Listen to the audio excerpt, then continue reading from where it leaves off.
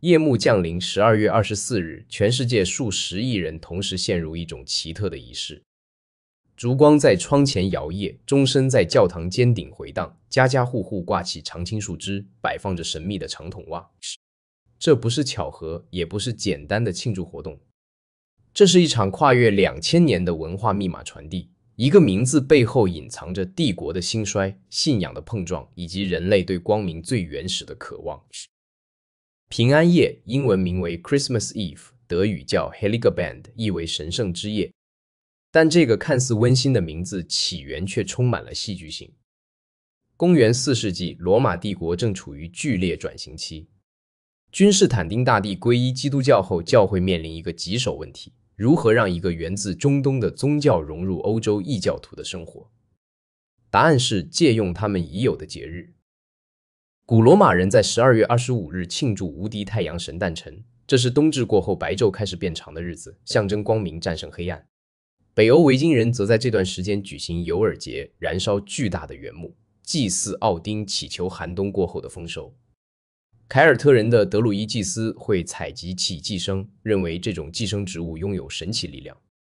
教會的策略極其高明，他們沒有禁止這些儀式，而是悄悄地將基督誕生的敘事嫁接到這些古老傳統之上。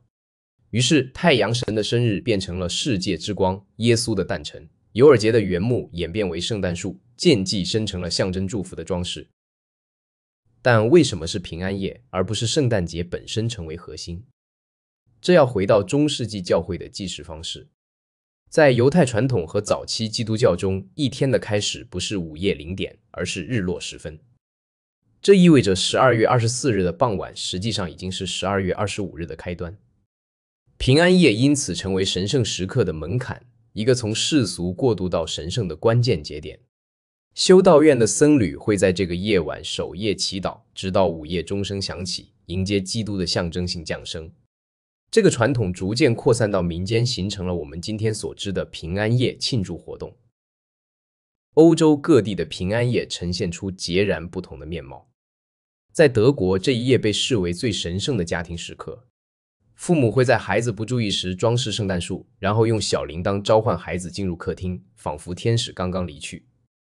德國人相信，平安夜的午夜時分，動物會短暫獲得說話的能力，井水會變成葡萄酒。這些民間傳說源自古老的日耳曼神話，認為冬至夜是現實與超自然世界邊界最薄弱的時刻。北歐國家則保留了更多維京時代的痕跡。在瑞典和挪威，平安夜的重頭戲是下午3點的電視節目，全家圍坐觀看迪士尼動畫。這個傳統始於1960年，已成為不可動搖的儀式。但在此之前，他們會先清理房屋，為已故的祖先準備食物，相信亡靈會在這一夜回家團聚。這種對死亡的開放態度，直接繼承自北歐神話中生與死界限模糊的世界觀。南歐的平安夜則充滿了戲劇性和公共性。在西班牙和意大利，人們不會在家中靜靜等待，而是湧向廣場和教堂。午夜彌撒是重中之重，教堂會上演耶穌誕生的活人場景劇，有真的嬰兒扮演聖嬰，真的驢和牛站在馬槽旁。西班牙加泰羅尼亞地區有一個特別奇異的傳統，名為拉屎的原木。孩子們會餵養一根塗着笑臉的木頭，在平安夜用棍子敲打它，唱着粗俗的歌曲，直到木頭排泄出糖果和小禮物。這個看似荒誕的儀式，實際上源自古老的豐饒崇拜，象徵大地在寒冬中依然能產出饋贈。波蘭的平安夜則遵循嚴格的數字魔法，晚餐必須有12道菜，對應12使徒或1年12個月。餐桌下要放一些乾草，紀念耶穌出生在馬槽。但最神秘的是，波蘭人會在餐桌上多擺一副餐具，為意外的訪客準備。這個空位可能是給窮人、旅者，或者更神秘的，給那些已經離世但在這一夜可能歸來的家人。當歐洲移民將這些傳統帶到美洲大陸，一切都發生了奇妙的化學反應。北美的平安夜起初並不受重視，清教徒甚至在17世紀禁止慶祝聖誕節，認為這是天主教的腐敗習俗。轉折點出現在19世紀，華盛頓·歐文和查爾斯·狄更斯的作品重新塑造了聖誕節的形象，將其從宗教儀式轉變為家庭溫情時刻。1823年，克萊門特·摩爾的詩歌《聖尼古拉斯來訪》首次描繪了聖誕老人在平安夜駕駛馴鹿雪橇的場景。這個荷蘭聖尼古拉斯的變體從此在美國文化中扎根。20世紀的商業力量進一步改造了美國的平安夜。1931年，可口可樂公司委託插畫家海頓·山布創作的紅衣白鬍子聖誕老人形象，徹底定義了全球對這個角色的想象。美國的平安夜變成了消費主義的狂歡前夜，孩子們留下餅乾和牛奶，不是給聖嬰，而是給這位從北極飛來的送禮老人。教堂的午夜彌撒出席率下降，取而代之的是購物中心的最後瘋狂採購和家庭的禮物包裝馬拉松。拉丁美洲則發展出了完全不同的混合體。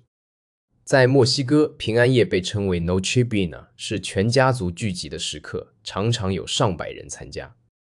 但慶祝活動融合了阿茲特克和瑪雅的元素，比如燃放煙花、吃玉米粽子，以及在午夜後敲擊皮納塔。危地馬拉有一個令人震撼的傳統，叫做燃燒魔鬼。12月7日，人們會在家門口堆起垃圾，制作魔鬼雕像，然後點火焚燒，象徵在聖誕前清除邪惡。這個儀式直接源自瑪雅的火祭傳統，卻被基督教化為驅逐撒旦的行為。宗教差異在平安夜的慶祝中尤為明顯。天主教國家強調午夜彌撒的重要性，這是聖禮年曆中最莊嚴的時刻之一。神父會在祭壇上安置馬槽場景，信徒會親吻聖嬰的雕像。在菲律賓，人們會參加名為 Simbang Gabi 的連續9天黎明彌撒，在平安夜達到高潮，然後全家共享 Noche Buena 盛宴，吃烤乳豬和紫色米糕。東正教的情況更加複雜。由於使用儒略曆而非公曆，俄羅斯塞爾維亞和埃塞俄比亞的正教會將聖誕節定在1月7日。因此，他們的平安夜是1月6日，但慶祝方式保留了更多古老的禁欲傳統。俄羅斯人會在平安夜守齋，只吃名為 Kutia 的甜麥粥，加入蜂蜜、罂粟籽和堅果，直到午夜才開始盛宴。埃塞俄比亞的蓋茲正教會則會舉行通宵的 Gana 儀式，信徒們身穿白袍，手持蠟燭，圍繞教堂行走，吟唱古老的集資語讚美詩。新教國家的平安夜則更為世俗化。德國路德宗雖然保留了家庭禮拜的傳統，但重點已轉移到禮物交換和聖誕樹裝飾。英國聖公會的平安夜服務充滿了維多利亞時代的懷舊情調。劍橋國王學院的9篇讀經與頌歌儀式通過廣播傳遍全球，成為英語世界聖誕聲音的標準。美國的福音派教會則創造了全新的平安夜形式，大型教會會舉辦音樂劇式的聖誕表演，配合激光燈光和搖滾樂隊，將耶穌誕生的故事講述得像好萊塢大片。但最令人着迷的或許是那些非基督教國家對平安夜的挪用。在日本，聖誕節完全變成了情侶的浪漫節日，平安夜是預訂高級餐廳最困難的夜晚。肯德基炸雞成為了日本聖誕晚餐的標配，這源於1970年代的一次營銷活動，如今需要提前數周預訂。韓國則將聖誕節定為法定假日，但平安夜的主要活動是去咖啡館拍照和交換禮物，宗教意義極其淡薄。中國的情況更為特殊，儘管基督徒人口比例不高，但平安夜在年輕人中成為了一個流行的節日，主要表現為贈送蘋果。平安夜的平安與蘋果的平諧音，商家抓住這個語言學巧合，將包裝精美的蘋果作為平安夜的特色禮物。大城市的教堂會在這一夜擠滿好奇的非信徒，他們來體驗異國情調，而非尋求宗教慰藉。回到這一切的核心問題，平安夜究竟意味着什麼？它是一個關於等待的故事。在最長的夜晚，在一年最黑暗的時刻，人類選擇點燃光明。無論是太陽神的火焰、尤爾節的原木，還是聖誕樹上的蠟燭，它是一個關於回歸的儀式。無論回歸的是神明、祖先，還是遠方的家人，它是一個關於贈與的傳統。從東方三博士的黃金乳香梅藥，到聖尼古拉斯的秘密施捨，再到今天堆滿樹下的包裝盒。更深層次上，平安夜揭示了人類文化驚人的連續性和可塑性。一個源自羅馬帝國邊緣的猶太教分支，如何吸收了日耳曼凱爾特斯拉夫的異教元素，又如何被商業民族主義全球化不斷重塑，最終成為地球上最廣泛慶祝的夜晚。沒有哪個節日像平安夜這樣，既保留着2000年前的儀式痕跡，又能適應21世紀的數字時代。在 Instagram 上被無數濾鏡美化的聖誕樹照片中繼續繁衍。當你在12月24日夜晚點燃蠟燭，無論你是否相信那個在伯利恆馬槽中出生的嬰兒，你都在參與一個跨越時空的對話。你與4世紀的羅馬主教、中世紀的德國農民、維多利亞時代的英國作家，以及未來某個仍會慶祝這個夜晚的人類站在一起。